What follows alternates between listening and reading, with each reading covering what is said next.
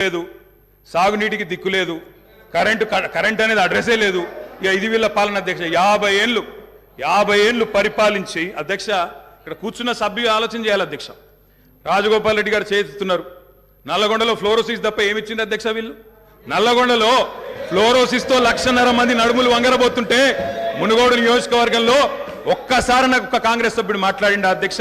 అధ్యక్ష అధ్యక్ష సబ్జెక్టే మాట్లాడుతున్న అధ్యక్ష. తర్వాత సభ్యుడికి ఇష్టం వచ్చినంత టైం ఇవ్వండి, మాట్లాడినివ్వండి, మాకు అభ్యంతరం. I'm not yielding sir, I'm not yielding అధ్యక్ష. నల్లగొండలో ఫ్లోరైడ్ బాధలు, దేవరకొండలో పసిపిల్లల అమ్మకాలు, పాత బస్తీలో మైనారిటీ తీరని బాలికల వివాహాలు, మహబూబ్ నగర్లో గంజి కేంద్రాలు, పాలమూరు నుంచే 14 లక్షల మంది వలసలు ప్రతి సంవత్సరం. అధ్యక్ష, ముఖ్యమంత్రి రేవంత్ రెడ్డి గారి సొంత నియోజకవర్గం కొడంగల్లో ప్రతిరోజు 2 బస్సులు అధ్యక్ష బొంబాయికి పోయేది. కొడంగల్లో, నారాయణపేటలో, మక్తల్లో ప్రతిరోజు 2 బస్సులు.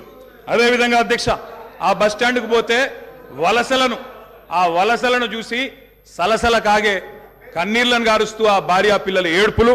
అదేవిధంగా 50 ఎకరాలు ఉన్న రైతు అయినా సరే అధ్యక్ష, తెలంగాణలో ఆనాడు కాంగ్రెస్ పరిపాలన ఎంత గొప్ప పరిపాలన అంటే అధ్యక్ష, మహబూబ్ నగర్లో 50 ఎకరాలు ఉన్న రైతు అయినా సరే గుంపు మేస్త్రిగా పనిచేసే దుస్థితి అధ్యక్ష. హైదరాబాద్కి వచ్చి కూలీ చేసుకునే దుస్థితి. ఇది వాస్తవం అధ్యక్ష, వారికి కూడా తెలుసు. ఒక్క మాటలో చెప్పాలి అంటే తప్పకుండా చెప్తాం, అన్ని చెప్తాం. గౌరవ అధ్యక్ష కేటీఆర్ గారు చెప్తా. గౌరవ కేటీఆర్ గారు ఒక్క నిమిషం, డిప్యూటీ సీఎం గారు మాట్లాడతారు. ఒక్క నిమిషం అధ్యక్ష. ప్రభుత్వం మారింది, ప్రజలు అత్యంత ప్రజాస్వామ్యయుతంగా తీర్పిచ్చారు. మేము చాలా విషయాల హృదయంతో ప్రభుత్వం తరఫు నుంచి చాలా స్పష్టంగా చెప్పాం. అత్యంత ప్రజాస్వామ్యయుతంగా సభను నడుపుకుందాం,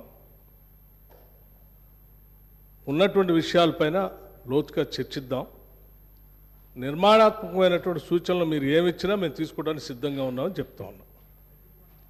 మొట్టమొదటి సమావేశం, మొట్టమొదటి రోజు వారు గవర్నర్ ప్రసంగం మీద ధన్యవాదాలు చెప్పే తీర్మానంలో కొంత పెద్ద మనసుతో ఈ ప్రభుత్వం చెప్పినటువంటి మాటలను స్వాగతిస్తున్నామనో, లేకపోతే అదే రీతిలో మనం ముందుకు పోదామనో అలా చెప్పుకుంటూ సభ నడిపించడం కోసం ప్రయత్నం చేయాలి. కానీ మొదలు పెట్టమే వారు అసలు ఒక దాడి మొదలుపెట్టినట్టు మొదలు పెడితే ప్రభుత్వానికి తప్పనిసరి పరిస్థితుల్లో మీకు మేము అనుకున్నటువంటి ప్రజాస్వామ్యయుత సభ నడిపేదానికంటే మీకు సమాధానం చెప్పే కార్యక్రమంలో ఆ స్ఫూర్తి కూడా దెబ్బతినేటట్టుగా వారు మాట్లాడుతున్నారు. అది కరెక్ట్ కాదు.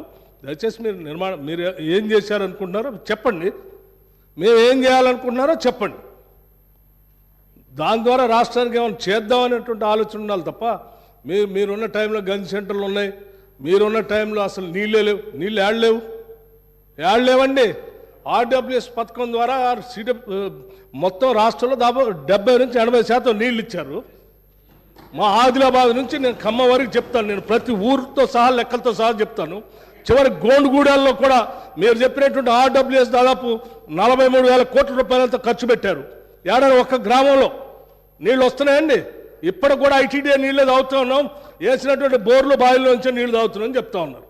మళ్ళీ అదేదో పెద్ద గొప్పగా చేసినట్టు చెప్తున్నారు. మీరు వచ్చిన తర్వాతనే నల్గొండలో నీళ్ళు వచ్చినాయి, అంతకుముందు నల్గొండలో నీళ్ళు రాలేదా? ఫ్లోరోసిస్ ఎరాడికేషన్ కాలేదా? మీరు వచ్చిన తర్వాత జరిగిందా?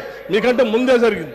మీరు ఇంకా కట్టినటువంటి ఆర్డబ్ల్యూఎస్ పథకం కింద కట్టినటువంటి సంస్థల్ని, వ్యవస్థల్ని, ఆస్తుల్ని అన్నిట్లు కూడా ధ్వంసం చేసి తాళాలు వేసి పనికి రాకుండా చేశారు. వాటి మీద కూడా లెక్కలతో మేము బయటకు తీస్తాం, రివ్యూ చేస్తాం. అధ్యక్ష, దయచేసి మీరు చెప్పండి. ఎస్, మీరు 10 ఏళ్ళు పాలన చేశారు, ప్రజలు తీర్పిచ్చారు.